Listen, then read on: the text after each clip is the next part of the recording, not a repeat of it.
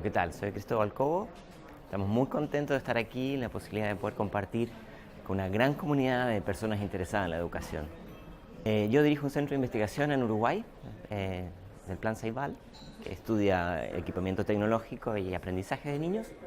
Y lo que yo voy a hablar ahora es de los procesos de cambio en que está enfrentada la escuela hoy día, cuál es el horizonte futuro que se viene, qué preguntas quedan y qué cambios hay que pensar desde la institución. Bueno, la educación es un elemento fundamental para las sociedades, pero hoy día en particular hay cambios que están ocurriendo a nivel global que es tan importante poder sentarse a reflexionar y ver cómo actuar frente a ellos, que este tipo de espacios de reflexión comunitaria son fundamentales. ¿Qué tal? Soy Cristóbal Cobo y los quiero invitar a escuchar esta charla para que intercambiemos preguntas, reflexiones y un poco explorar qué es lo que viene, de dónde vamos y qué ajustes hay que hacer en el camino. El cambio al que estamos asistiendo hace ya más de 3 décadas, bastante más, es un cambio cultural.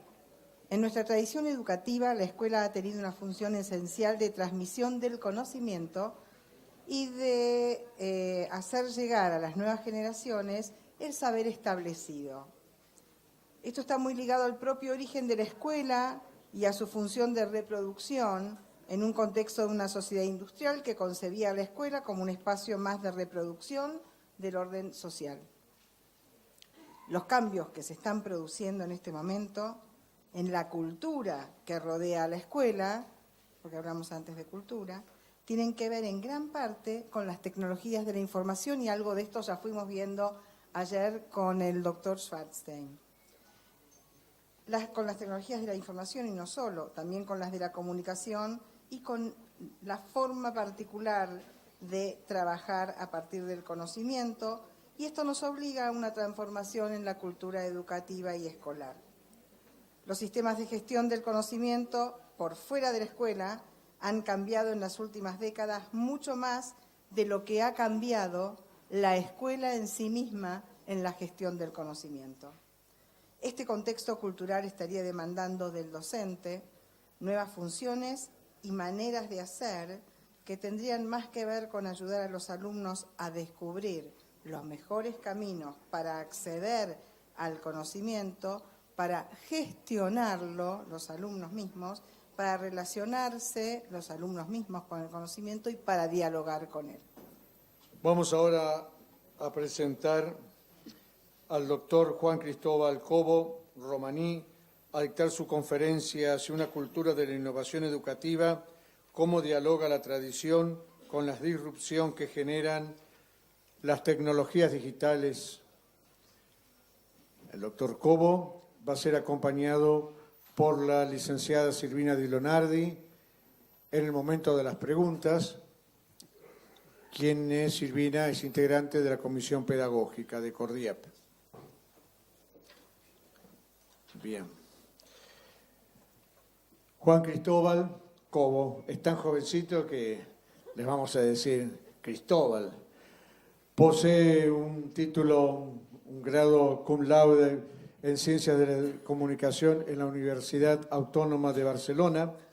Es coautor del aprendizaje invisible. Ha sido distinguido por el Consejo Británico de Investigación Económicas y Social y es investigador asociado del Centro de Habilidades, Conocimiento y Desempeño de la Universidad de Oxford. Actualmente colabora con una iniciativa en conjunta entre UNICEF y el Center Bergman y es director del Centro de Estudios Fundación Ceibal e investigador asociado del Instituto de Internet de la Universidad de Oxford y coordina también estudios sobre educación, innovación, iniciativas de conocimiento y futuro de Internet.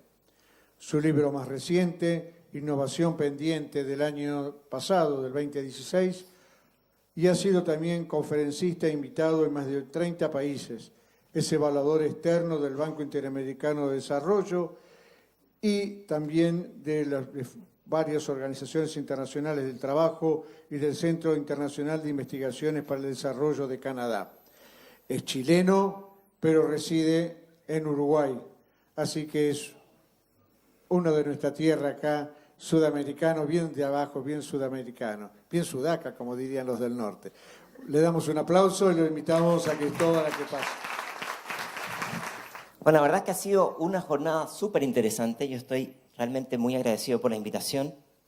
Y lo que he preparado hoy es una suerte de conexión de muchos de los temas que se han presentado los días anteriores. Y también voy a proponerles algunas preguntas que yo tengo. Tengo muchas más preguntas que respuestas. Y quiero decirles que si al final de la charla están de acuerdo conmigo, es porque o se distrayeron o no me entendieron. Buena parte de lo que voy a presentar tiene que ver con este trabajo que está aquí, y la buena noticia es que se puede descargar gratuitamente de internet, no hay que pagar nada, está con derechos abiertos, innovacionpendiente.com. Estos libros se los dejamos a los organizadores para que luego hagan una rifa, o a la cumpleañera, que sería un... Muy bien. Ahora, para arrancar, les voy a pedir que me ayuden con dos conceptos de la psicología que nos pueden ayudar un poco a rayar la cancha de lo que vamos a hablar. El primero se llama conformidad colectiva. La psicología desde los años 50 nos dice que nosotros tendemos a regularnos en base a lo que hace o dice el grupo. Y entonces no somos tan libres como quisiéramos, porque en verdad el miedo al ridículo o el miedo a sobresalir a veces hace que no pensemos con tanta libertad. Les voy a mostrar un experimento que se hizo en los años 50 de un ciudadano, que entró a un ascensor sin saber que estaba siendo grabado con algunos actores, y miren lo que pasó. The gentleman in the elevator now Esos son los... is a candid star. These folks who are entering, the man with the white shirt, Esos son the man with actores. the trench coat, El del medio es subsequently, one el other sujeto member of our estudiado. staff will face the rear. Todos mirando hacia And you atrás. see how this man Y él no sabe qué pasa.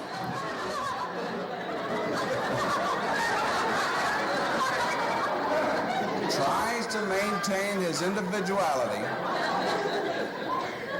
But little by little, Algo raro pasa, él no sabe qué, pero poco a poco empieza. Mira el reloj. watch, but he's really making an excuse for turning just a little bit more. Bueno, a todos nos pasa eso.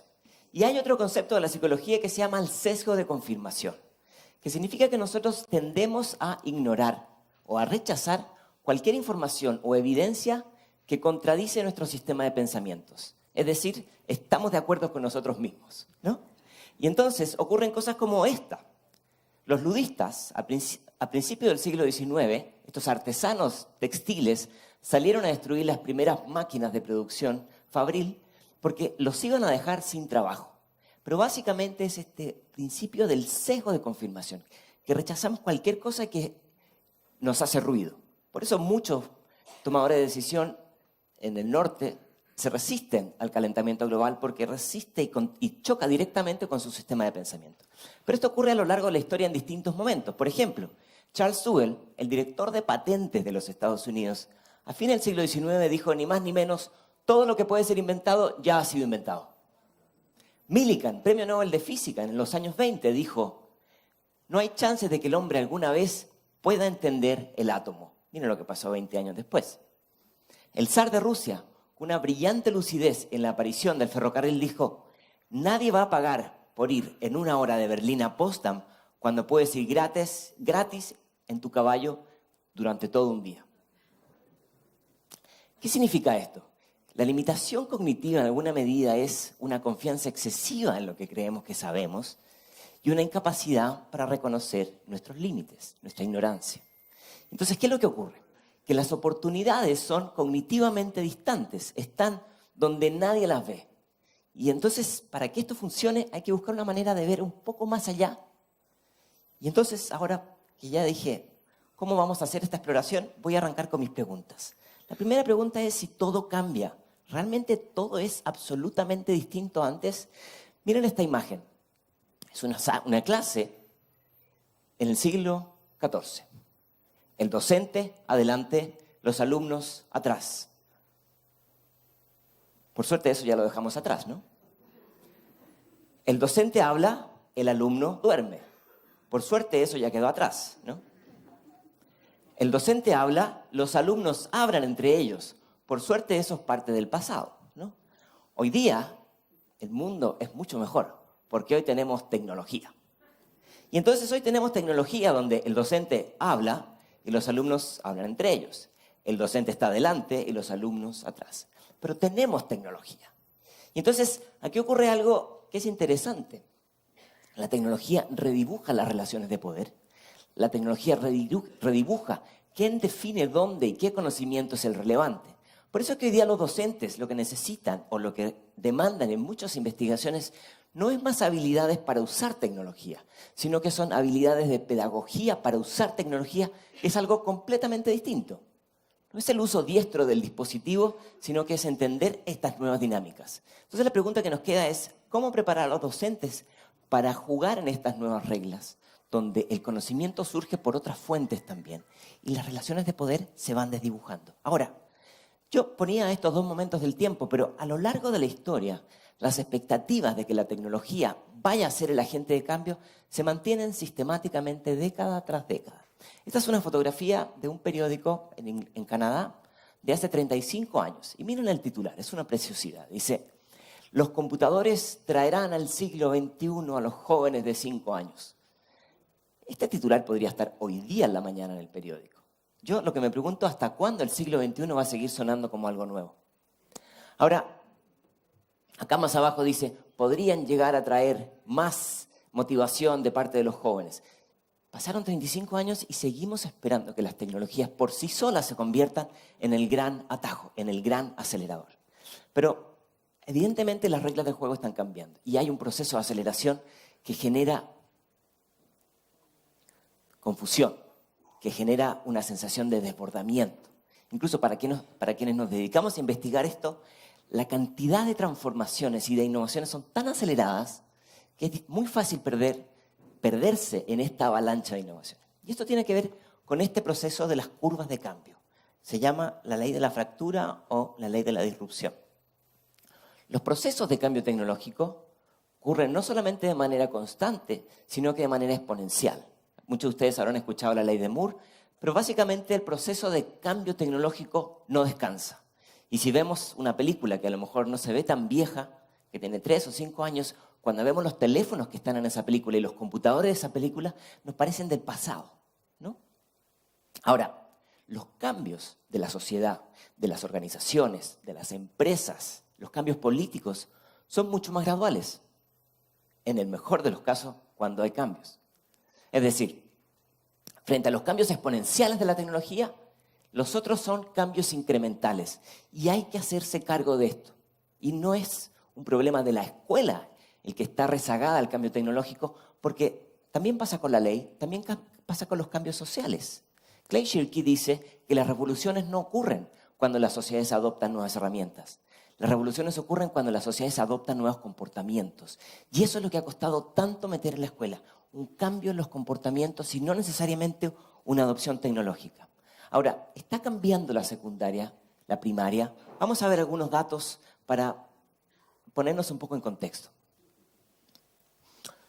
En Argentina, el nivel de abandono en secundaria es altísimo, es más del 40%. Solamente ni siquiera el 70% no termina a tiempo desde el momento en que se incorpora hasta que egresa. Entonces tenemos números que son muy preocupantes porque estamos perdiendo a muchos jóvenes en el camino. ¿Qué es lo que ocurre? Para decirlo de manera un poco abstracta, tenemos sistemas educativos que son uniformes, centrados en la estandarización, de ritmo constante, con programas curriculares uniformes para todos, y son de calidad muy variable. Y lo que necesitamos es justo lo contrario. Necesitamos contar con sistemas educativos que son de ritmo variable, que son adaptables al contexto, a la situación, al tipo de estudiantes, a la comunidad escolar, pero que sean de calidad constante. Ese es el cambio más importante desde la estructura que hay que hacer. Ahora, ¿dónde están esos jóvenes hoy día? Investigaciones recientes en Argentina nos dicen que estos jóvenes dedican 4.5 horas frente al computador, 3.3 horas en el teléfono y destinan igual cantidad de tiempo a administrar entre 6 y 10 redes sociales, que son las que ustedes ven ahí como las más populares. Lo que llama la atención no es solamente la cantidad, sino que es la velocidad. En el 2006, el 60% de los adolescentes decía destinar 30 minutos en el cibercafé. ¿Se acuerdan de los cibercafés? El pasado. En el 2016, El 30% de los jóvenes dice estar conectados las 24 horas del día. ¿Tiene esto implicancias en el contexto actual? Otras investigaciones nos dicen que estos jóvenes consultan 150 veces el teléfono al día. Eso equivale más o menos a 54.000 veces al año. ¿Qué pasa con esta generación? ¿Es una generación radicalmente distinta? Ya no es la generación de los millennials, esos quedaron atrás.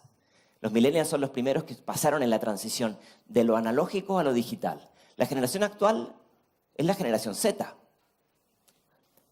Hagamos un ejemplo, un ejercicio mental. Imaginémonos a una nena que nace en Buenos Aires. Martina. Martina nace en el 2010, digna hija de la generación Z. En el 28 termina la secundaria. En el 45, si tiene posibilidad de acceder a la educación superior, puede terminar un doctorado.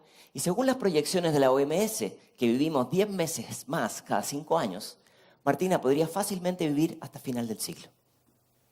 Ahora, con los números actuales, Martina se jubilaría en el 2075. Pero tengo la sospecha que Martina se va a jubilar bastante más tarde porque los años de jubilación se han ido postergando. Pero bueno, para el ejercicio, 50 años desde que Martina termina su doctorado hasta que termina su vida. 50 años. Muchos de nosotros crecimos en una época donde eran 30 años de vida laboral. Eso está cambiando. Eso está cambiando porque Martina no va a poder dejar de aprender después de sus estudios formales. Martina va a tener que jugar en esta época, en esta tensión entre obsolescencia y actualización. Evidentemente sus procesos de actualización no van a ser exclusivamente en la escuela, ni en la universidad. Va a tener que diseñar otras estrategias. Vamos a ver un poco a qué generación pertenece Martina. Martina pertenece a una generación que nació entre el 95 y el 2015. En la Argentina representan algo así como 7 millones de jóvenes. Son jóvenes más competitivos, más realistas y más ambiciosos que los millennials. Tienen mayores grados y acceso a la educación, pero también valoran otras formas de educación. Ahora, son jóvenes 100% digitales, full pantalla. Están con 3 o 4 pantallas al mismo tiempo. Pero sus procesos de selección de información son muy precisos. Es decir, al poco tiempo discriminan información porque la convierten en irrelevante. Dicen que es una generación mucho más fiel a su carrera que a las empresas en las que trabajan. Y eso es muy importante porque para el 2025 en la Argentina, esta generación va a representar el 30% del mercado laboral. Ahora, es una generación que también juega en una época de esquizofrenia. ¿Por qué? Porque se forma en un proceso educativo estandarizado que rinde tributo a las pruebas estandarizadas internacionales y que al mismo tiempo se forma y crece y socializa en espacios digitales mucho más horizontales, con estructuras mucho más reticulares, mucho más experimental. Hacen lo que sea por un like. Incluso cosas tan locas como esta práctica peligrosísima que están haciendo en Europa, que es subirse a techos y tomarse una selfie para conseguir la mayor cantidad de likes. Se llama roofing. Dicen que en esta generación la prueba del amor es entregarle la contraseña de tus redes sociales a tu pareja. Ahora, en teoría lo que nos dijeron con Internet es que Internet iba a generar una enorme posibilidad de acceso a información. Miren esta foto. La ronda de noche hecha por Rembrandt a mediados del siglo XVII. Este señor de aquí, el capitán Francis Bacon, encargó esta pintura a Rembrandt. Y probablemente este señor de aquí y este pagaron bastante porque están sobresaliendo. Pero además de ellos dos, existen otros 18 soldados que están escondidos. Todos ellos pagaron para aparecer en esta selfie. Ahora, uno se podría imaginar, bueno, pero no es lo mismo ver el cuadro aquí a la distancia desde Bariloche, imaginando cómo será en el museo en Ámsterdam, que estar ahí, ¿no? Lo digital no permite la experiencia de los átomos. El papel en digital no permite lo mismo que el papel, o sea, que el papel real. Entonces, imaginémonos cómo sería la experiencia de estar frente a ese cuadro. Esta foto ha sido muy polémica, les quiero decir. Porque algunos dicen, no están buscando amigos en Tinder, están investigando sobre Rembrandt. No seré yo quien responda a la pregunta. Ahora, otra cosa mucho más profunda, que no es solamente la experiencia, es cómo cambia lo que entendemos por saber. Y esto me parece que va a ser un nuevo agente que va a cambiar las reglas del juego. Mira, en una investigación reciente hecha por la Universidad de Stanford, a más de 85.000 personas, desarrolló un algoritmo que podía entender los comportamientos de la gente. Una enorme base de datos, el algoritmo, con 100 likes que una persona hace en Facebook, logra predecir la personalidad, la orientación sexual, el origen étnico, la opinión religiosa, política, el nivel de inteligencia, si consume sustancias adictivas y si tienes padres separados o no. Con 100 likes, el algoritmo logra con altos niveles de precisión. Con 150 likes, el algoritmo te conoce mejor que tu pareja. Es decir, si ustedes están con problemas en casa y le preguntan, ¿qué pasa, mi amor? Nada, bueno, pregúntenle a Facebook. Con 250 likes, este algoritmo de una investigación de una universidad muy prestigiosa dice conocerte mejor que tú mismo.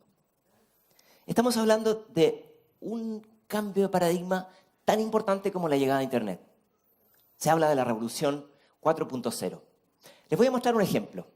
A la derecha de la pantalla hay un video de Google que liberó en abril de este año, que desarrolló un algoritmo que aprende a jugar videojuegos solo.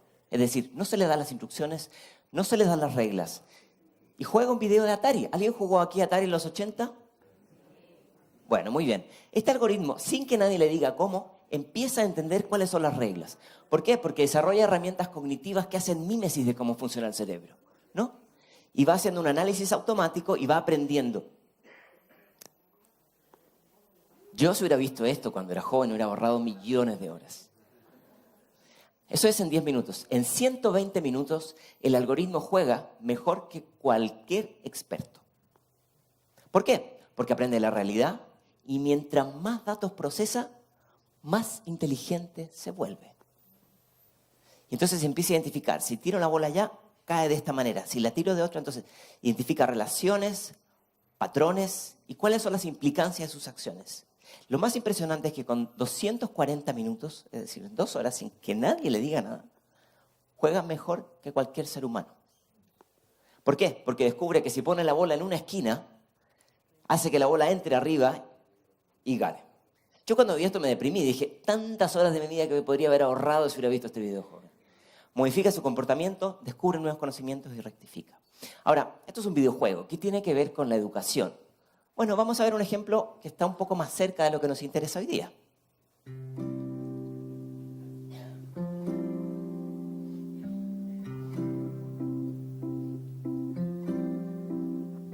Hi, my name is Lily.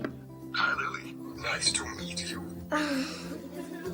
How far is the moon? The moon is about 250,000 miles That's from a Earth's lot. average. What is 2 plus 2? 4. Awesome job, Grayson. What is the speed of light? The speed of light is 186,000 miles per second. Can you count to 6? 1, 2, 3, 4, 5, 6. Super. Bueno, no se oye muy bien, una disculpa, algo pasó ahí. Ahora, pensémoslo desde la educación. Claro, podríamos decir, esta máquina nos está enseñando cosas complejas. Podríamos hacer una separación y decir, hay cosas complejas y hay cosas que son fáciles. Entonces podríamos decir, las cosas que son fáciles podrían ser fácilmente tercerizables por una máquina. Las cosas que son complejas las pueden hacer las personas, los docentes, los educadores. ¿Y por qué esto es importante? Porque un docente no solamente transfiere información. Un docente te acompaña en procesos de conflicto cognitivo que muchas veces tienen que ver con conflictos éticos, conflictos morales, complejos, que no hay una salida rápida. Lo delicado de esto, y esto lo dice Harari en su libro Homo Deus, es que estas máquinas van a separar la inteligencia de la conciencia. Y hay que tener en cuenta qué posibles consecuencias puede tener esto.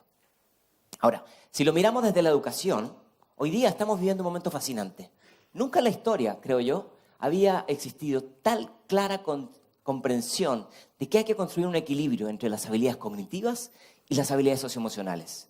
Ya no es que sea una u otra, sino que tienen que ser ambas. Y por supuesto, las habilidades académicas, ¿no? Si no, no se ofrece un proceso de formación integral. No basta solamente con ser bueno en los alfabetismos tradicionales, pero tampoco es suficiente tener habilidades socioemocionales. La Universidad de Melbourne lo que propone es pensar en campos de actividades, maneras de pensar, maneras de vivir en el mundo, maneras de trabajar, herramientas para trabajar. Porque, por ejemplo, cuando nosotros colaboramos, no somos colaborativos solamente. Tenemos capacidad de comunicación, capacidad de liderazgo, capacidad de empatía. capacidad de negociación, capacidad de definir problemas y de revisar si se cumplieron. Es decir, un conjunto de acciones, y para que estas acciones se cumplan hay que desarrollar un contexto que lo permita. Y voy a ir sobre eso con algunas experiencias internacionales. Pero antes, ¿qué papel juega el docente en este contexto? Algunos dicen con cierta ironía que los docentes desde México hasta Tierra del Fuego tienen algo en común. Todos claman por más salario y menos evaluaciones. Pero la verdad es que a los docentes, como a muchos otros trabajadores del conocimiento, les tocó vivir en una época donde se desintermediaron muchos procesos. No sé si alguna vez vieron este chiste a principios de la época de Internet, cuando un perro le decía a otro, lo mejor de Internet es que nadie sabe que eres un perro. Bueno, por eso podríamos aplicarlo en la educación. Nadie sabe que eres un docente en Internet. Nadie sabe que eres un experto en Internet. Nadie sabe que eres un investigador en Internet. Nadie sabe que eres una persona con mucha experiencia. Porque cambian las jerarquías. Y en Internet hay otros actores que ganan visibilidad. Algunos no tienen ningún sustento y otros lo tienen, pero no tienen los reconocimientos tradicionales de los grados académicos. Pero lo que no hay duda es que el rol del docente en este contexto es muy distinto. Les voy a mostrar otro ejemplo. A ver si el audio está mejor ahora. Hi, can you guess where I live? ¿Te encuentras en América del Norte? Yes. Do you live in Central Mexico? Sí. ¿Te encuentras en Estados Unidos de América? Yes. Do you live in a capital city? Sí. ¿Estás cerca de Seattle? You're very close to Seattle. Are you in Mexico City? Sí. ¿Estás en Tacoma? Yes. Very good guess. Gracias. Thank you. Do you like living in Mexico City? ¿Te gusta vivir en la Ciudad de México? Aquí está muy lindo. Here is very nice. What do you do for fun? ¿Qué haces para divertirte? Voy a las playas de México. I'm going to the beaches of Mexico. I like to swim. Me gusta nadar. A mí también. Me too. Where in the world do you wish to travel? ¿A dónde en el mundo te gustaría viajar? A Rusia. To Russia. ¿Y tú? And you? Everywhere. Sería increíble algún día verte en México. It would be amazing to see you someday in Mexico. I would really like to visit you sometime. Me gustaría mucho visitarte algún día. A mí también. Me too. ¿Se entiende, no? Son dos nenas hablando por Skype, cada una en su lengua. Skype identifica lo que estás haciendo y en tiempo real traduce y genera el sonido a la otra persona. Yo cuando vi este video se lo mandé a mi profesora de alemán. ¿Saben qué me respondió? Por suerte estoy por jubilarme. Evidentemente esto cambia las reglas del juego. No estoy diciendo que esto es mejor que aprender una segunda lengua, pero los alcances son distintos a los de antes. Ahora, sería pertinente preguntarnos, bueno, ¿y con esto quedamos obsoletos? Que es una pregunta que es bien vieja, ¿no? Es una pregunta que existe hace mucho tiempo. Y yo me pregunto, en base a una de las reflexiones que ha ocurrido estos días, ¿dónde está la obsolescencia? ¿Enseñar a reproducir verdades o en enseñar a cuestionarlas? ¿Cuál de las dos es la que está más sujeta a quedar obsoleta? Yo voy a plantear una provocación. Yo creo que aquí no se trata de solamente ponerle más pedagogía a la tecnología. Porque suele decirse, todo no es tecnología, hay que poner pedagogía. Y está muy bien, pero no es suficiente. Hoy día hay que buscar mecanismos para transitar de la pedagogía a la eutagogía. ¿Por qué? Porque la eutagogía pone el énfasis en el sujeto que aprende, el sujeto que desarrolla el gusto por aprender, que dirige su propio aprendizaje. ¿Que el docente juega un papel fundamental? Por supuesto, es un mentor y promueve un Sherpa, como decía la madre el otro día. Pero el tema central es desarrollar autonomía en el proceso de aprendizaje. ¿Sí? Entonces, no es que el rol del docente esté en discusión, no, pero probablemente hay que jugar con estrategias para que no solamente sean usos pedagógicos de la tecnología, sino que desarrollar la pedagogía de la pregunta, la pedagogía de la exploración, de la investigación.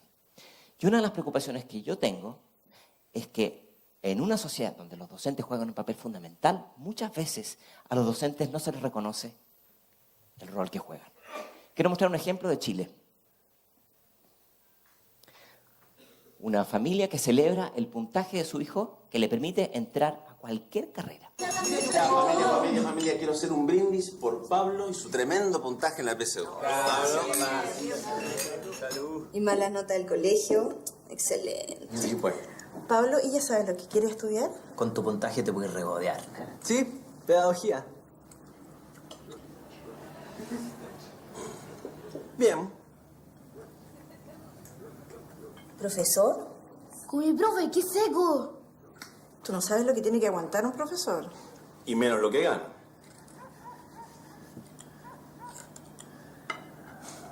Las caritas, ¿eh? Obvio que no. Estoy entre comercial y civil.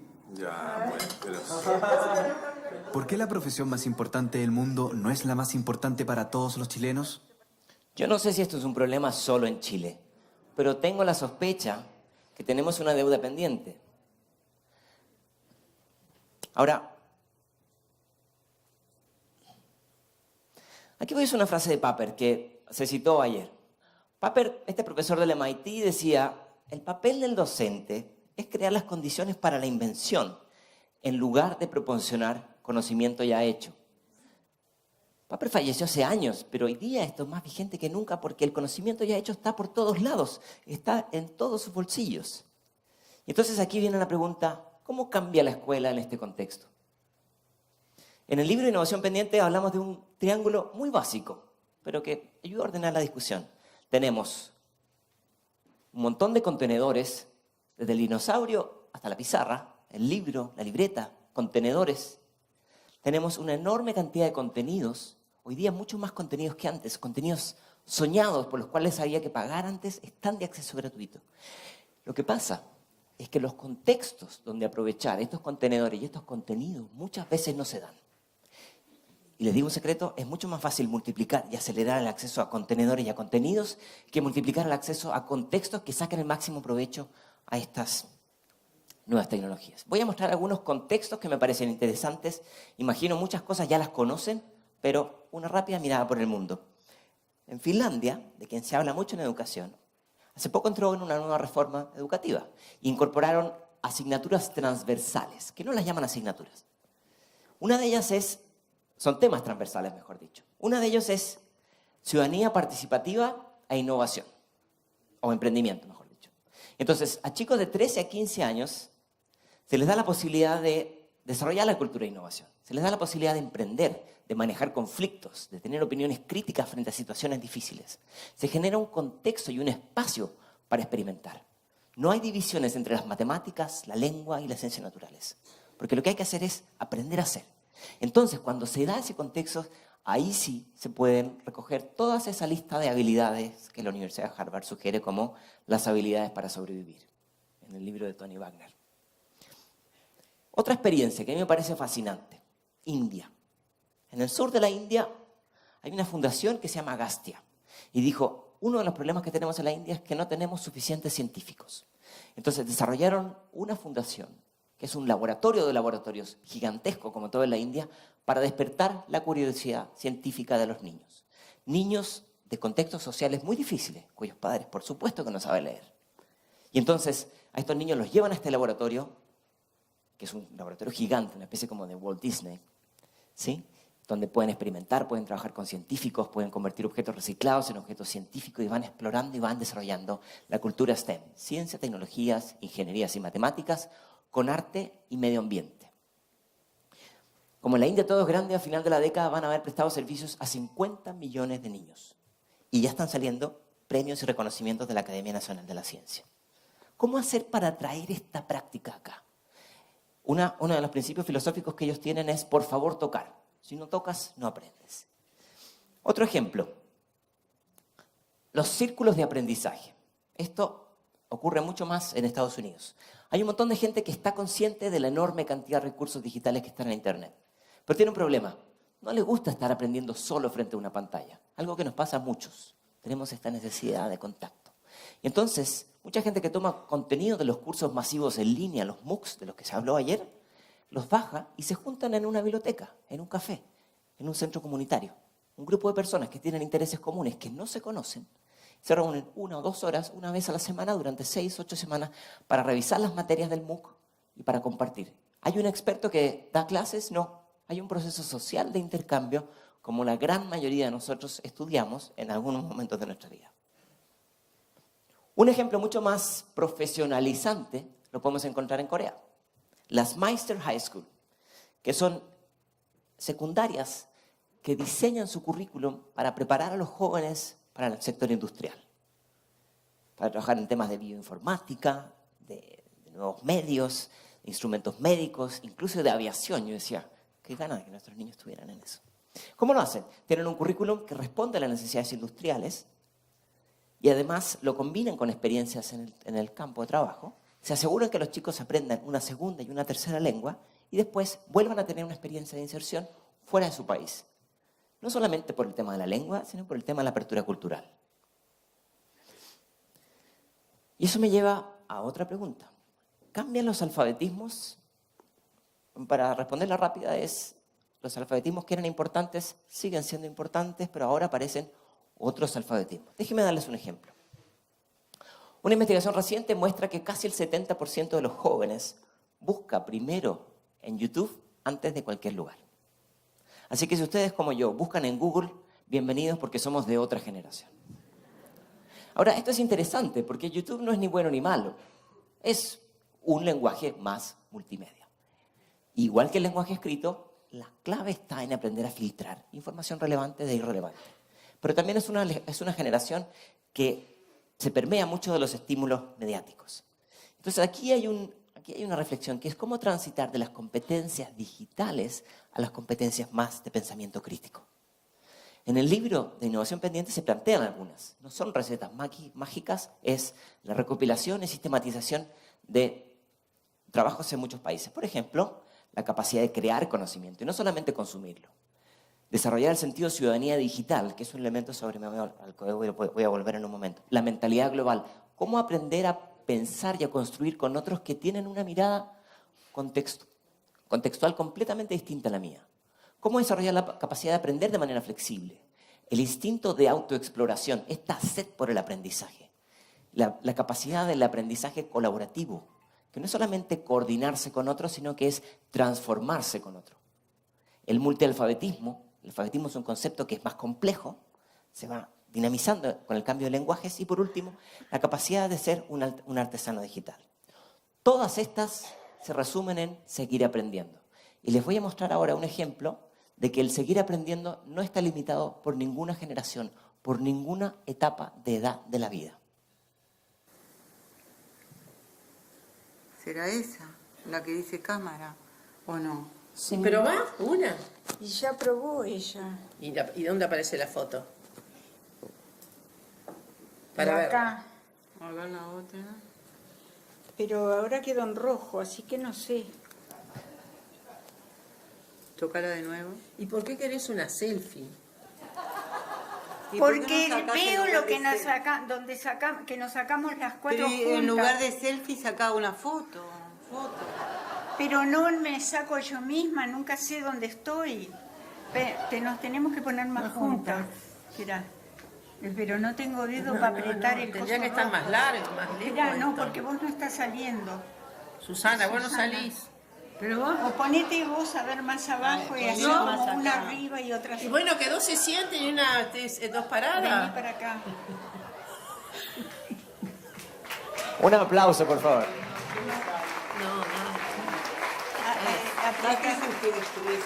Apretá, Susana, porque no tengo dedo. A ver, ahí rojo.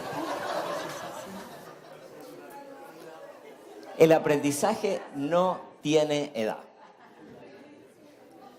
A todos nos va a pasar eso más temprano que tarde.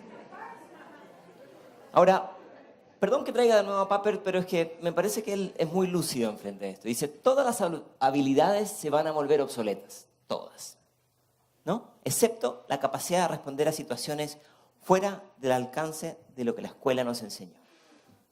Bueno, entonces está bueno empezar a pensar cuáles son esas habilidades que yo desarrollo además del programa curricular. Pensémoslo desde la tecnología. Yo les propongo que Piensen en este concepto que se plantea en el libro de desobediencia tecnológica. Y es aprender a usar la tecnología para un fin distinto al cual fue creado. O dicho en otras palabras, aprender a resolver problemas y no necesariamente a seguir instrucciones. Por eso es tan interesante lo que está haciendo Uruguay con el Plan Ceibal, que a niños de primaria se les está enseñando a desarrollar el pensamiento computacional a nivel nacional, a todos los niños. Porque el pensamiento computacional, a diferencia de lo que muchos creíamos, no es aprender a crear código, aprender a programar, sino que es aprender a pensar de una manera distinta en base a estos 4 principios. Si tengo un problema complejo, lo aprendo a desagregar en subproblemas. Si tengo un problema específico, lo aprendo a abstraer para poder aplicarlo en otro lugar. Si tengo un problema, a lo mejor busco un patrón similar y lo resuelvo por similitud. Y si ya busco una manera de atender el problema, busco formas de operacionalizarlo. El pensamiento computacional, si bien puede o no usar el lenguaje de programación, tiene una gracia. Te ayuda a pensar. Es una herramienta de pensamiento, como lo es la filosofía, la lógica o el pensamiento científico. Ahora, a esto se le suma otra capa, que de nuevo no es la habilidad de destreza del uso de los dispositivos, que esa es una que es menos relevante que esta. La capacidad de administrar tu presencia en Internet y de construir ciudadanía. La capacidad de crear conocimiento, de crear empatía con otros, de administrar tu seguridad, de administrar tu tiempo en pantalla, muy, muy importante en una época donde las máquinas se llevan mucho de nuestro tiempo. Capacidad de construcción de ciudadanía, una nueva capa dentro de lo que tiene que ver con la relación con la tecnología. Ahora, ¿cambia nuestra relación con la tecnología? Con la tecnología pasa algo muy interesante. La tecnología es un concepto un poco posmoderno, porque tiene que ver con el contexto en que ocurre. Déjenme darles un ejemplo de Adams. Dice, todo lo que existía cuando tú naciste, ya está, ¿no? Cuando tú naciste ya había una lavadora, la lavadora no es tecnología. Está, es parte del ecosistema.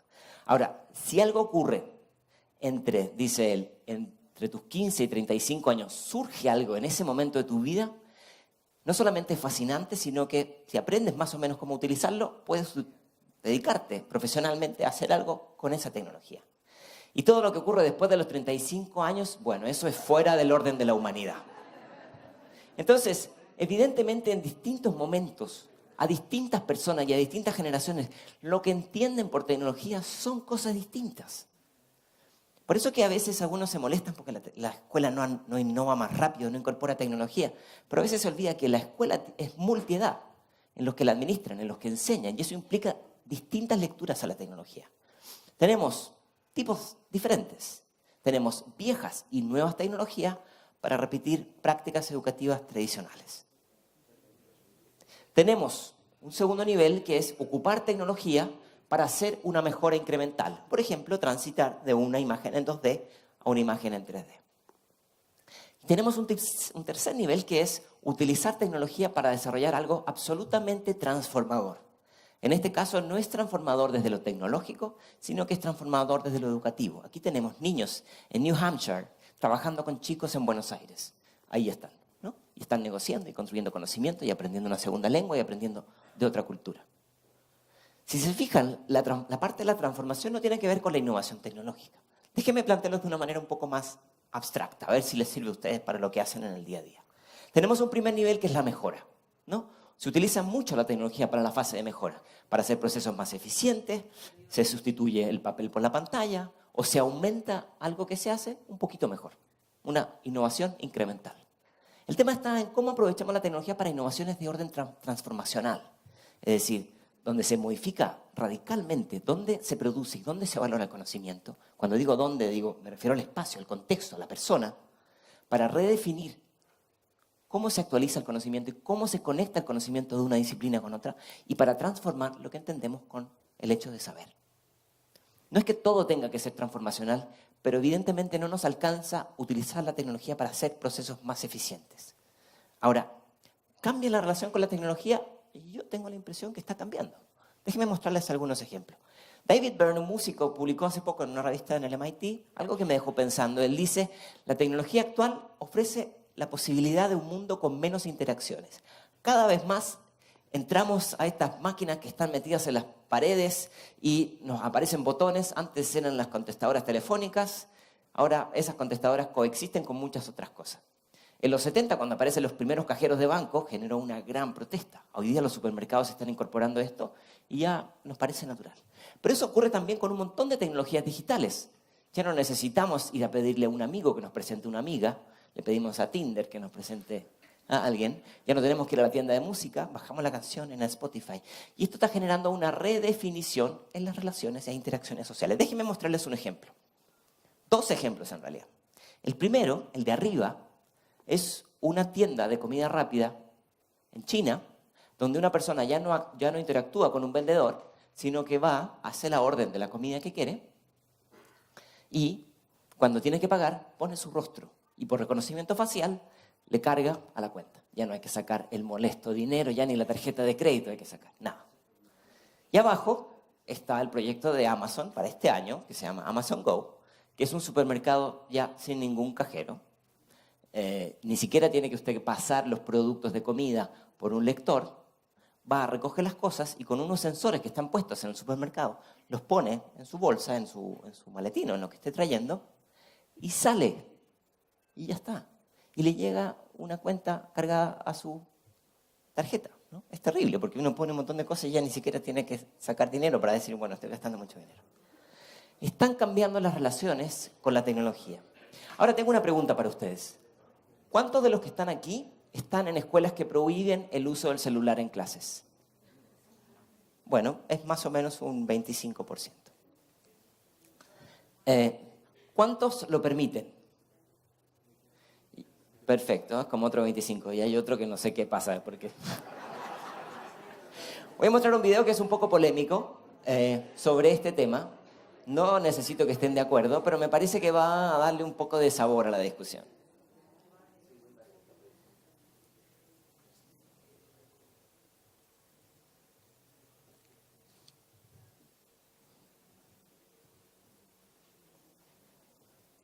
El mundo del aprendizaje de los jóvenes y de los estudiantes se divide cada vez más en 2 partes. En la escuela, para que te den un diploma. Y en Internet y con grupos informales para aprender de verdad. Esa dicotomía va a continuar hasta que no haya una reforma profunda de la escuela, pero reformar la escuela en profundidad significa el cambio más fundamental de la historia, porque las escuelas siguen funcionando exactamente como era en la Edad Media. Sin Internet, sin interactividad. En la Edad Media llegaba un profesor y explicaba, ¿verdad? Sigue siendo así. En todos los niveles de la enseñanza llega el profesor y explica. Y el profesor, para explicar, lo que ha hecho es, ha estudiado hace unos días la lección que tenía que explicar. Y aún así, esos son los buenos profesores. Los malos profesores explican la misma lección durante 20 años, sin actualizar. Entonces yo soy muy crítico, yo soy profesor, he sido toda la vida y lo seré todo el resto de mi vida. Pero precisamente por eso soy muy crítico de lo que hacemos los profesores, de afirmar nuestro poder más que nuestra utilidad social y nuestra utilidad pedagógica. Y eso está cambiando.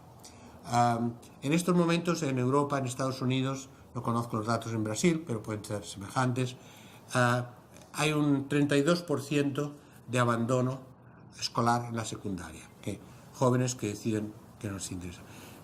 Se han hecho encuestas. La gente decía, no, es porque no quieren estudiar. No, no es eso. La razón más importante es porque se aburren. Es decir, no tienen interés en lo que les cuentan en clase, porque ellos son de una cultura digital y a ellos les dan una cultura analógica. Y eso no, hay una disonancia cognitiva. Se vive en 2 universos y eso es nuevo. Lo que ha ocurrido ahora es que los jóvenes de ahora habéis vivido ya, habéis nacido y desarrollado en una cultura completamente distinta, que ha cambiado a una velocidad extraordinaria, y las instituciones y los profesores están en otra era tecnológica. No es que no utilicen Internet, claro que también los profesores utilizan Internet, pero no piensan Internet. Es distinto, es la mentalidad, no es el uso actual, ni que no sepan ir por la computadora, es la forma de ver la vida, es distinta. Los datos cuando dicen que los jóvenes no aprenden ahora bien porque en la era digital no se concentran. Hacen multitasking y no se concentran. Bueno, en realidad, el multitasking, también ha habido estudios, es cierto que impide concentrarse en memorizar, pero en cambio es muy bueno para recombinar distinta información. Es decir, la capacidad de obtener muchas informaciones simultáneamente y recombinarlas. Bueno, entonces Castell mete el dedo en un lugar sensible, que es relaciones de poder, si la tecnología es buena o mala, y al final habla de la multitasking. Y yo quiero aquí hacer una pausa, porque hace poco leí un libro que me dejó realmente preocupado. Mentes distraídas se llama. Es un libro que publica el MIT Press y que habla de algunas cosas que yo creo que vale la pena reflexionar. Ojo, que yo vengo de un programa que equipa tecnología. Entonces, no es que la tecnología sea buena o mala, pero hay que entender los grises. Es decir, altos niveles de conexión genera ansiedad. La neurociencia nos dice que cuando el cerebro trabaja en tareas simultáneas, no procesa en paralelo, hace un switch de varias cosas. Voy a mostrar un ejemplo en unos minutos. Y que la multitarea no ayuda a una focalización. A lo mejor algunos procesos del aprendizaje se pueden favorecer bajo el multitasking, pero hay otros procesos que no. El tema está en cómo regulamos. It is maddening for everyone else. It is an epidemic, texting while walking.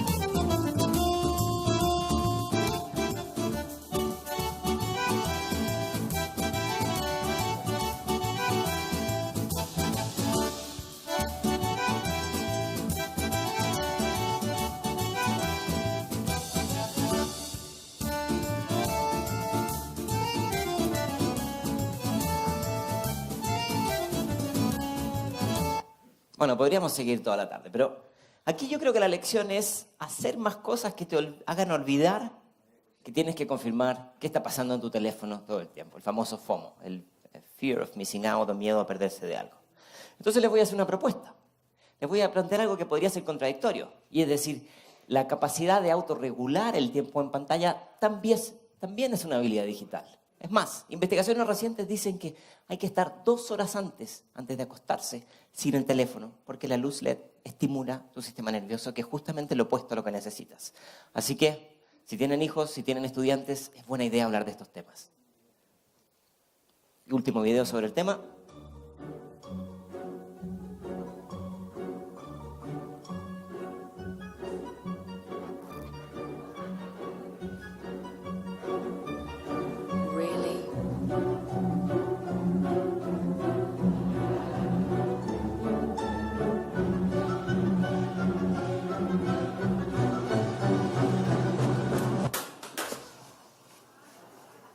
Really?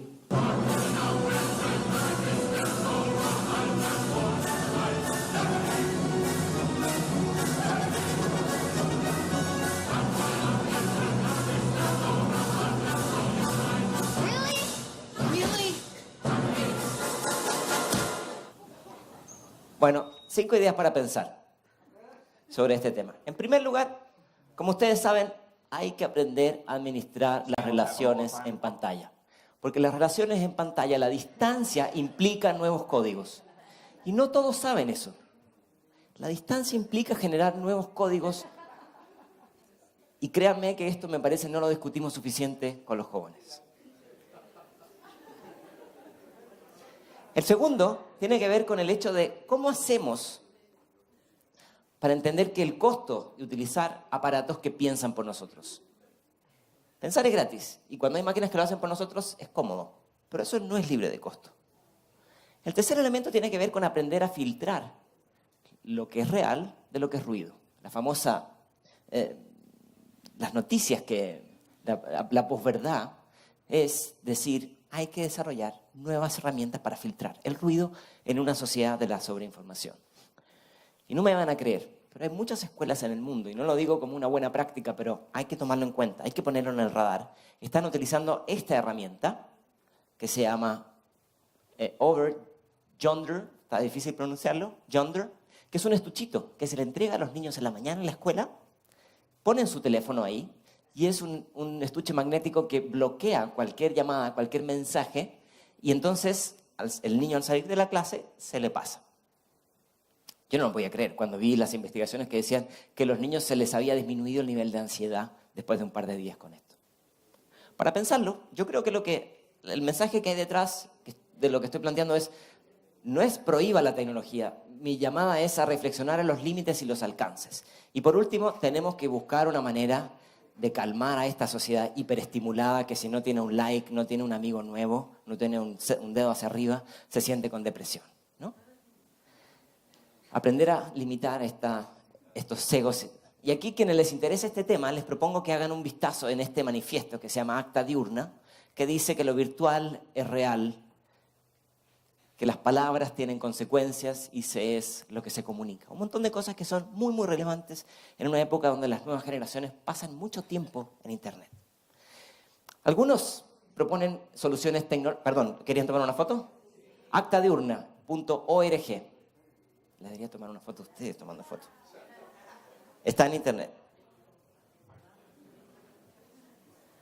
Bueno, algunos dicen que hay soluciones tecnológicas para eso. Por ejemplo, hay una app que ustedes instalan y les ayuda a estudiar. Es decir, la app te bloquea todos los mensajes de Facebook, de Twitter, de WhatsApp, de Instagram, y la app le manda a la persona que envió el mensaje y le dice: lo siento, estoy estudiando por la próxima hora, el próximo día o el próximo mes. Ahora, yo creo que la ley de Manford aplica perfecto aquí. Los problemas sociales derivados de la tecnología no se resuelven con más tecnología. Hay que aprender a autorregularse, hay que discutir esto. Si uno quiere tener una buena alimentación, no hay que poner un candado en la nevera, hay que aprender a hablar y pensar en lo que uno consume. Ahora,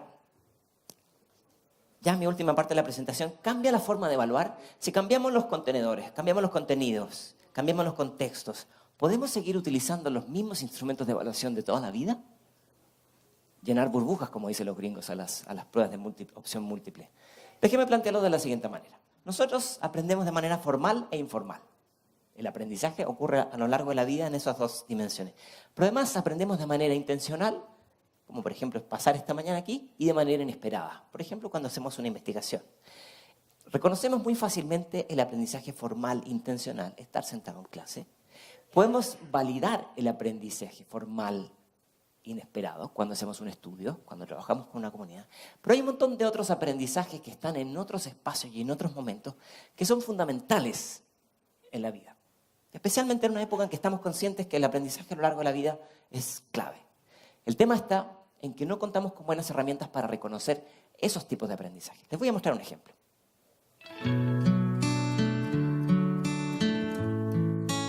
Se puso un montón de personas en una habitación y se les entregó un tubo de vidrio como de un laboratorio con un maní abajo. Y se les pidió que sacaran el maní del tubo.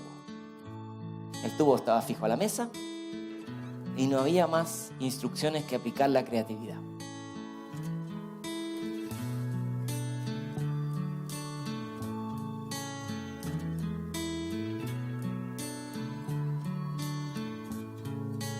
Hasta que llegó la tecnología. Y vio un video de un monito que quería su maní y que se le ocurrió ponerle agüita al tubito y sacar el maní. Y entonces ahí todos se dan vuelta y dicen: ¡ah, agua, buenísimo! Entonces aquí yo lo que quiero plantear es: una persona puede tener extraordinarios resultados en sus evaluaciones y carecer de creatividad. La evaluación es el resultado de una simplificación de una realidad que es más compleja. ¿Estamos de acuerdo? Y tratar la complejidad de manera cuantitativa, si bien puede ser muy conveniente, carece de rigor científico.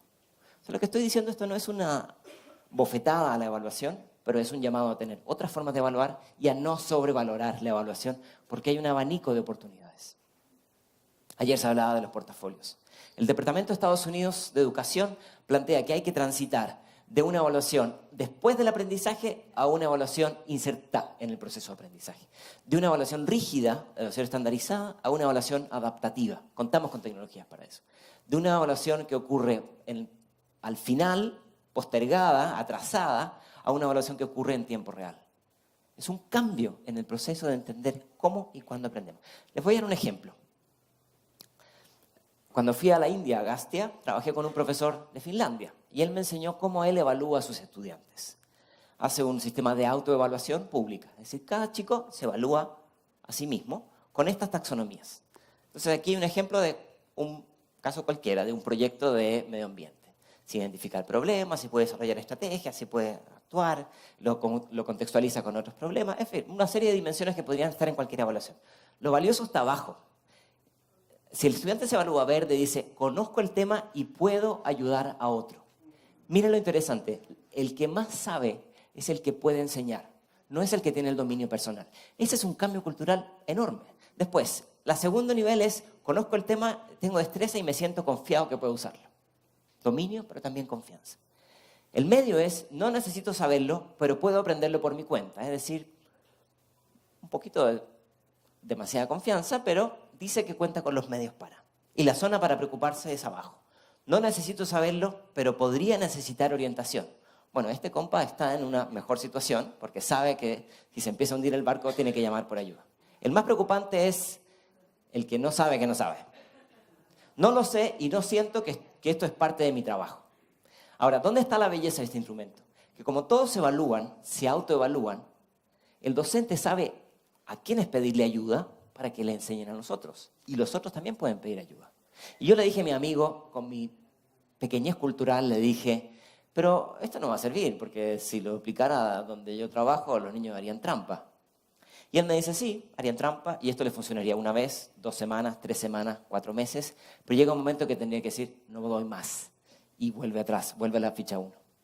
Así que bueno, ahí está en real, en finlandés, es la evaluación. Y por último, mostrar este tipo de evaluaciones que me parece que son un buen llamado a las evaluaciones más del futuro, o de una mirada más abierta a la educación, donde evalúa cosas que no son tan tradicionales, como por ejemplo, además de la asistencia escolar, el nivel de retención, la equidad de géneros, los hábitos de vida saludable, los niveles de participación, el clima escolar. Es decir, no solamente las calificaciones, sino que un mapa mucho más en 360 grados. ¿Cuáles son las inconclusiones de estas preguntas que yo les he planteado? Las voy a resumir en 6, pero da para toda una tarde. La primera tiene que ver con el viejo principio de John Dewey, sigue siendo relevante. Aprender haciendo, aprender con otros. En inglés dicen do it yourself, pero es mucho más interesante el do it with others, ¿no? En distintos espacios de aprendizaje, formales e informales. El segundo, co-creación y experimentación. Experimentación significa hay permiso para equivocarse y el error es una muy buena oportunidad para aprender. Lo que en el MIT llamaron el construccionismo. Tercero, desobediencia tecnológica. No solamente ser consumidores de tecnología, sino que ser creadores de tecnología. No estoy hablando de construir drones, estoy hablando de tener una actitud más proactiva con respecto a Google, a los bombardeos de información, y entender por qué un algoritmo pone un resultado sobre otro es fundamental. El cuarto es promover la eutagogía, este principio del aprendizaje autodirigido que entiende que educación y aprendizaje no necesariamente es lo mismo. Y en cuanto a habilidades digitales, no nos basta hoy día con el uso diestro de los dispositivos. Yo siempre digo en broma, si alguien todavía tiene en su currículum manejo de Office, Outlook y Word, ya no lo pongan porque ya no es cool. Era en los 80, pero ya no. Y por último, no hacer mediciones. No valores lo que mides, mide lo que valoras. Porque evaluar y validar no es lo mismo. Les quiero poner un video para concluir, que es un video que no habla de educación, pero es un video que hace pensar sobre la tecnología. Ni divinizarla, ni demonizarla. Pero es una mirada muy humana de la tecnología.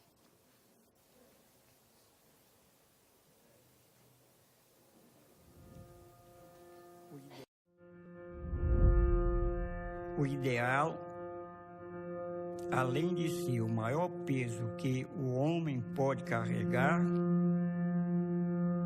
é a desgraça do idealista.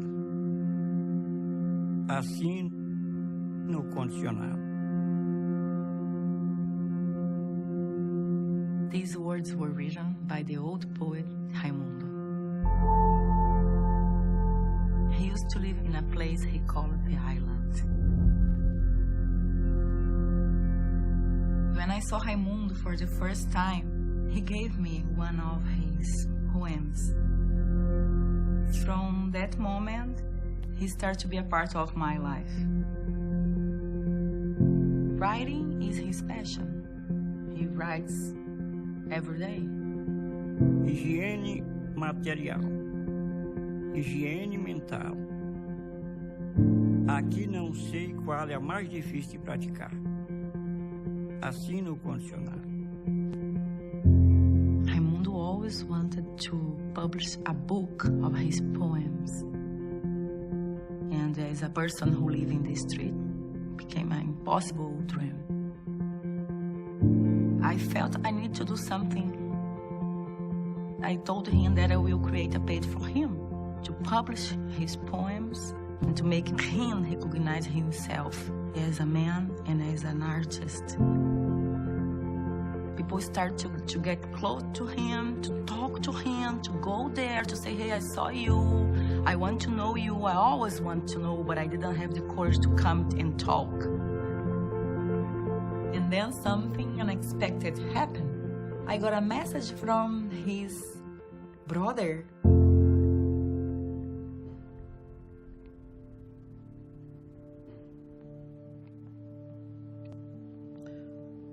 Após 57 anos, pude te encontrar.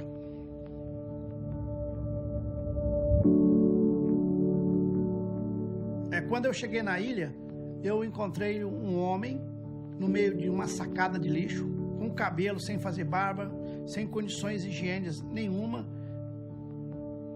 sabendo que essa pessoa é seu irmão.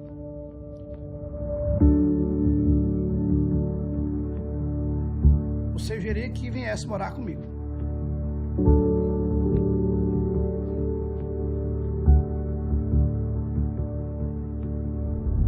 Meus irmãos estão todos vivos, vivem. E isso ele era o que faltava para completar aquele vazio que estava. Yeah, there's no words. Ele não é um convidado, ele é parte da família. Dos nossos filhos e da esposa. Ele é a parte integrante desse. And now, finally, we're gonna publish his book. His dreams is coming true after so long. Desgraçado do homem que se abandona. Estas 6 palavras acima indicam que, por pior que seja a situação, nunca o homem deve considerá-la perdida. Assina o condicionário.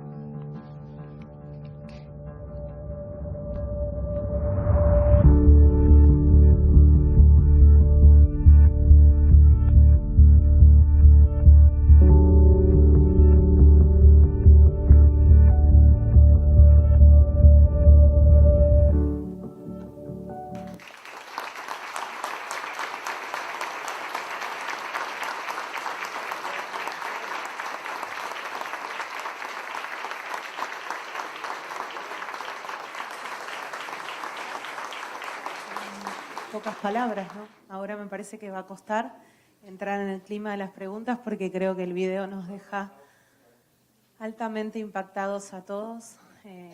Felicitaciones, Cristóbal. La verdad que más allá del decir que fue excelente esta última situación de tanta empatía, ¿no? O sea, la consideración total de esas últimas palabras fueron increíbles. Así que bueno, ahora los invito a preguntar, ¿sí?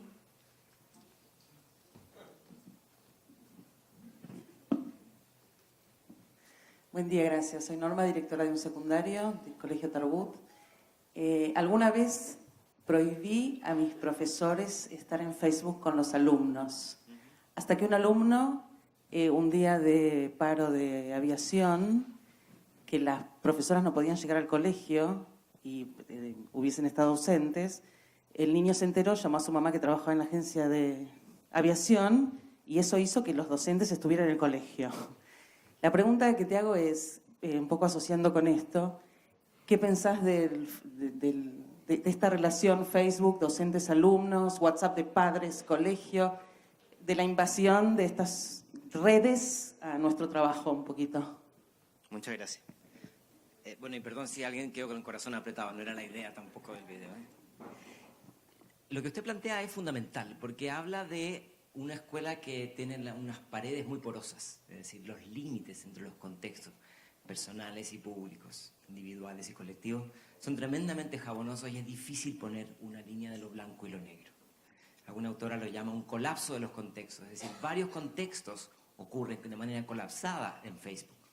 Y entonces, no es que Facebook esté bien o mal, sino que es el tipo de códigos que utilizamos cuando se aprovecha Facebook. Yo creo que este tipo de discusiones de alcance en ciudadanía digital son relevantes para los niños, pero también para los docentes, ¿no? Yo creo que si existen algunas reglas del juego de cómo utilizar Facebook, es una estupenda oportunidad. El tema está en si eso se presta para ventilar a lo mejor información que no es lo relevante. La tecnología no es ni buena ni mala, la tecnología es amoral.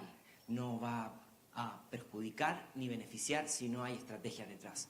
Yo lo que sugiero es desarrollar una estrategia que puede ser en Facebook o en otro y que permita y poner un código de algunas discusiones que van a facilitar esto, ¿no? Me parece muy interesante el ejemplo porque, claro, usted con mucha precaución dieron una recomendación y después en otro contexto ocurrió que se dio un beneficio, ¿no? Y entonces el tema está en cómo la institución se enfrenta a esto y pone un plan que puede ajustarse sobre la marcha. Con tecnología siempre hay que estar dispuesto a ajustar sobre la marcha y no poner un bloque gigante que dice no entramos en ese mundo porque ahí entonces se pierden los riesgos pero también los beneficios. Muchas gracias. ¿Más preguntas?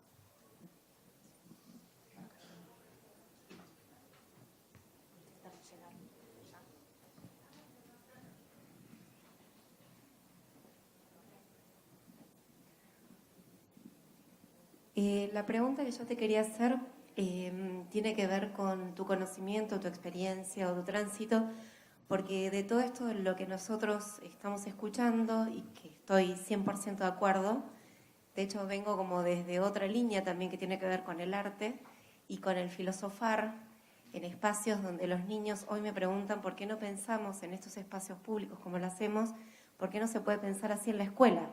Justamente en esos espacios de filosofar tiene que ver con la construcción del pensamiento crítico. Lo que sí me genera el interrogante es qué pasa con las formaciones docentes. Es decir, hablamos de la innovación dentro de las escuelas. Personalmente vivo acá en Bariloche, hay un instituto de formación docente, pero siento que todavía las formaciones de esos docentes que son en realidad los protagonistas de los que están en el aula, también para poder generar todo este cambio, están todavía siendo formateados a la vieja usanza. Bienvenida a mi mundo. Muchas gracias. Sí, es muy, muy pertinente lo que usted dice. Lo decía Castells de una manera bastante provocadora, pero decía, no es que los docentes no sepan usar el teclado, es que hay una manera de pensar distinta. Hay un montón de investigaciones que hoy día nos muestran que un peso invertido o $1 invertido en un niño en preescolar es mucho más eficiente que $1 invertido en secundaria. ¿Cierto? Esto lo saben. Yo creo que se puede aplicar lo mismo a la formación docente. Invertir en un momento temprano de la formación docente es mucho más efectivo en términos de abrir otras discusiones que después. Después se puede seguir aprendiendo, por supuesto, y por eso puse el video de las señoras tomando el selfie. Uno no para de aprender. Pero diseñar desde los sistemas momentos tempranos para transitar del uso instrumental a una competencia crítica de la tecnología me parece que es clave. Ahora, la buena noticia es que mientras esperamos que cambien los programas curriculares de los docentes, existen en Internet enormes oportunidades también para desarrollar estrategias de autoaprendizaje o estos círculos de aprendizaje que yo he mencionado. Pero es fundamental lo que usted menciona, si no es muy difícil generar los cambios que estamos esperando. Gracias. Por acá había alguien. Sí, buen día.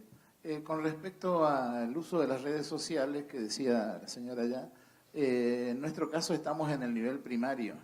Supuestamente los chicos no deberían tener redes sociales hasta los 18 años. ¿Qué pasa en nuestro caso? Los tienen, por supuesto, los chicos tienen, y a veces los docentes están ocupando el Facebook para pasar información a sus alumnos y ese tema. ¿Qué pasaría en eso? Bueno, muy bien. El otro día estaba en un pasillo y había un par de asistentes que discutían esto de ¿hay que enseñar tecnología en la clase de informática o hay que poner la tecnología en las distintas clases? Es una muy buena pregunta, no hay una sola respuesta, pero los instrumentos nos hacen pensar que la tecnología ya dejó de ser un campo de saber y es una plataforma para conectar distintos espacios de saber. Entonces, bajo esa lógica, hay que entender que vamos a tener que desarrollar y enfrentarnos a estos nuevos desafíos, no acotar el alcance al uso de trabajos, tareas, actividades y aprender a educar en estas reglas nuevas de ciudadanía digital, donde la escuela no puede quedar fuera y tenemos que buscar una manera que la comunidad y la familia también esté involucrada en esto. Los padres, en los 80 se hablaba mucho de la violencia en televisión, después se habló un poco menos porque la violencia se fue a otras pantallas. Hoy día hay que destinar tiempo a hablar de qué pasa en Internet y discutir esto de manera lo más transparente posible. Así que bueno, yo creo que el desafío es, y por eso el libro se llama La innovación pendiente, lo pendiente ya no está en lo tecnológico, lo pendiente está en el cambio cultural que implica la tecnología. Muchas gracias. Bueno, ¿hay otra pregunta?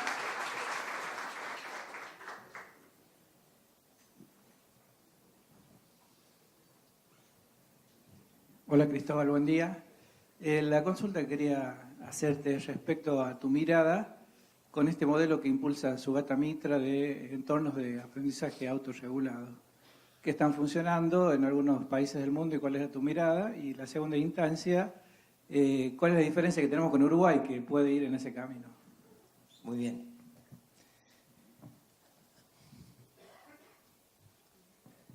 Me agarraste en una zona que tengo sentimientos encontrados. Cuando Sugata Mitra, que es un investigador, profesor de la India, ahora trabaja en Inglaterra, lo que hizo, ustedes lo deben saber, pero por si alguien no lo sabe, puso unas computadoras como si fueran un cajero automático empotrados en murallas y grabó lo que hacían los niños, y los niños se enseñaban entre ellos en muy pocos días con una velocidad impresionante, desarrollaron aprendizaje social y aprendieron a usar las máquinas que estaban en la de Maturana, el aprendizaje, una especie como de aprendizaje autopoético. Ahora, lo que pasa, y después de haberse cumplido 10 años del plan Ceibal, es que si bien las tecnologías por sí solas pueden ayudar a desarrollar ciertos tipos de habilidades y ciertos tipos de saberes, no es suficiente solamente con la disposición de la tecnología y el contenido y la conectividad. El docente, la estrategia de aprendizaje, tiene que tener algún tipo de orientación. No estoy hablando de la orientación del siglo XIV, pero creatividad y estimulación no es que cada uno haga lo que quiera, es generar espacios para experimentación con algún tipo de planeación y estrategia. Entonces, cuando la incorporación de la tecnología va acompañada, en Uruguay lo llaman MAC, Maestro de Apoyo Ceibal, pero es un facilitador, que seguro que acá hay, que acompaña más lo pedagógico y lo tecnológico que solamente lo tecnológico. Cuando hay orientación a los docentes y herramientas, cuando hay posibilidad de experimentar y explorar, entonces empieza a ocurrir una posibilidad de aprendizaje mucho más interesante. Nosotros hemos hecho investigaciones para entender a nivel nacional cuándo el aprendizaje ocurre por cuenta propia. Es decir, el estudiante no va a buscar las guías, no busca reforzamiento, sino que va explorando. Bueno, hay un perfil de gente, de chicos que lo hacen por su cuenta, pero no significa que todos lo hagan. Por eso es que Internet, en general, no es la fuente de aprendizaje para todos, porque hay que tener un capital cultural y social para sacarle provecho a eso. Entonces, para sistematizar, es una enorme oportunidad, pero hay que asegurarse que tanto el docente como el sistema estimule que esa exploración vaya acompañada y orientada y que no sea solamente que por la disposición los aprendizajes van a ocurrir de manera espontánea. Bueno, si no hay más preguntas, ahora sí, Cristóbal, muchísimas gracias. Un fuerte aplauso para él.